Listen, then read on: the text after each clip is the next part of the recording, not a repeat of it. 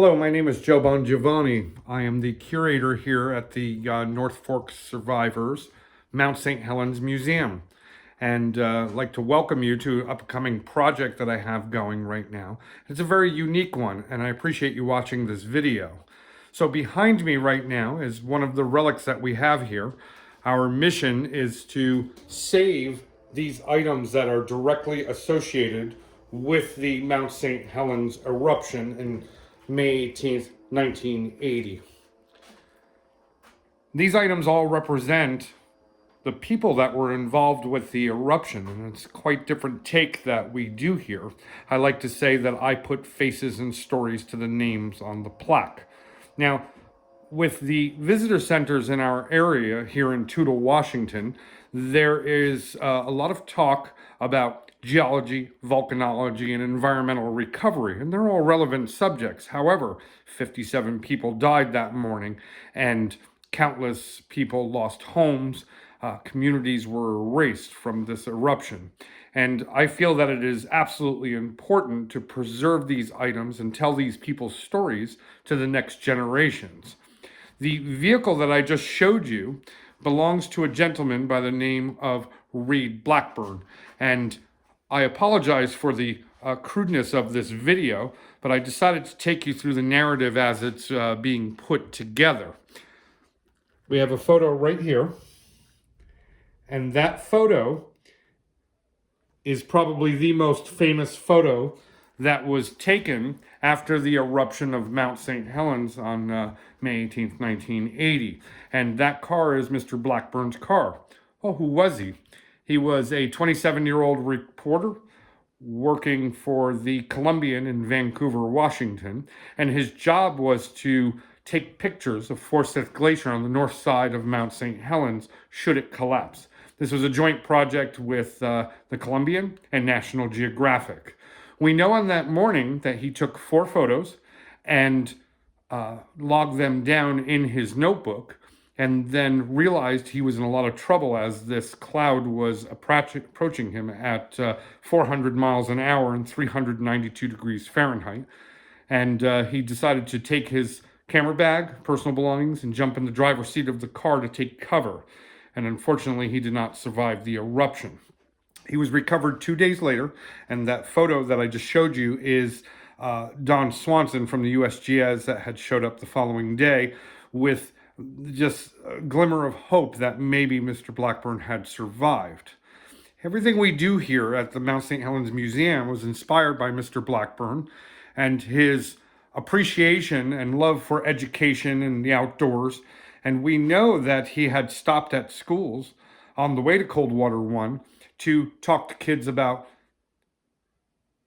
volcanology, photography, photojournalism, and he did it on his own time. The items that we have here at the museum that belong to Mr. Blackburn, as well as his vehicle, now educate. So essentially, he's still teaching after 44 years. The other items that we have here belong to geologist Charlie Anderson. Glaciospeleological research is what he called it. And he was a gentleman who actually studied the crater glacier in the crater of Mount St. Helens. And thank you to Jennifer McGoud, his daughter, who donated the entirety of Mr. Anderson's collection and research to this facility so that we can educate the public. A couple other items that we're looking at here. The dashboard from Robert Landsberg's car, gentleman who took pictures of the Mount St. Helens eruption from 4.5 miles away and on the west side. We have Harry Truman's clothing. We have a hat, shirt, pants, and boots. They're the only ones that exist right now from the Mount St. Helens Lodge and from Harry Truman. And these items were actually recovered from a second home that Mr. Truman had in Prindle, Washington, that he called Eddie's Dollhouse, that he had built for his wife at the time. You have examples of items that were from campsite, from Harold and Joyce Kirkpatrick. These right here are all new items that were recovered from the mud flow and from Arlene and Jolene Edwards' truck that we have on site here. We also have Harold and Joyce Kirkpatrick's truck here, and Mr. Landsberg's 1969 Dodge Coronet 500.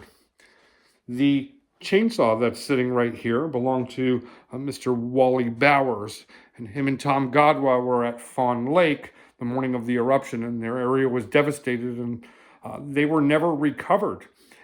Kevin Bowers, his son, recovered his dad's chainsaw after the eruption with family as they were trying to search for Dad. These are just some of the few stories that we tell here involving the 57 people that were affected and lost their lives with the Mount St. Helens eruption. My goal is to preserve. We have 4 other vehicles here, as well as Mr. Blackburn's car, and we have numerous artifacts that need to be cataloged and presented for public education. And I have begun this mission where myself and my family are literally using our life savings to put these items together and preserve them for the next generation so that they can move forward when I'm not here anymore as a single piece and be presented for generations to come. I have found with projects like this that it takes a community to make these things happen, because these items here do not belong to me. I am merely the caretaker at this point. I like to say that I tell people don't touch and be careful with them and keep them safe.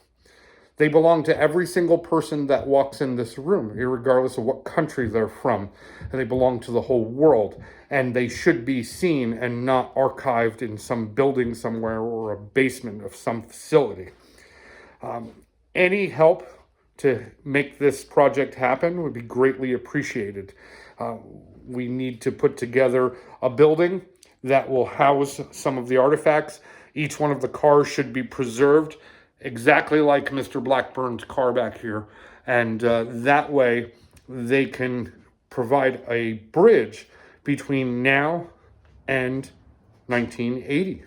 And I have found in history that when people come in and they hear stories about the eruption, well, they can look at pictures and they can read books, watch movies, and so forth.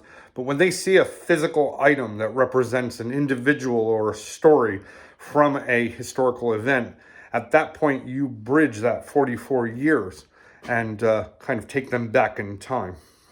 So I appreciate you listening to me and my pledge for support in this project. All of you that are watching, we are North Fork survivors, the Mount St. Helens Museum in Toutle, Washington on State Road 504. And you are more than welcome to bring your family, your friends, come out here and experience these items firsthand. And I'd be more than happy to take you on a tour and tell you the stories. So thank you very much. And I appreciate you tolerating the cheap cell phone selfie kind of camera going here. But I appreciate everything. You have a very, very good day and best wishes.